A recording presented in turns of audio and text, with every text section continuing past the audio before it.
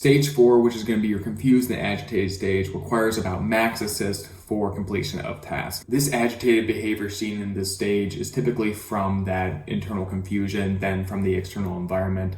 Because they are coming out of a state of unconsciousness, typically they lose their inhibition. So typically with this stage, you see two types of amnesia. You see retrograde amnesia, which is the difficulty in remembering previous events, as well as anterograde amnesia, which is difficulty forming new memories. So a patient is typically confused on whereabouts they are and how this happens. Stage 5 is that confused and inappropriate stage. However, they are not agitated at this moment, still requiring max assistance for completion of activity. Here you see a lot more consistency with being able to follow more simple commands. However, with more complex commands, you see more non-purposeful or even random responses. Behavior and verbalization is typically inappropriate, and the patient typically appears confused as well as often confabulates. In this stage, patients also have difficulty with initiating tasks on their own. It needs to be either modeled or even demonstrated to them at first before they can complete. Level 6 is the confused but appropriate stage. This requires about moderate assistance for completion of tasks. Characteristics of this stage includes that the patient is able to follow more simple tasks more consistently.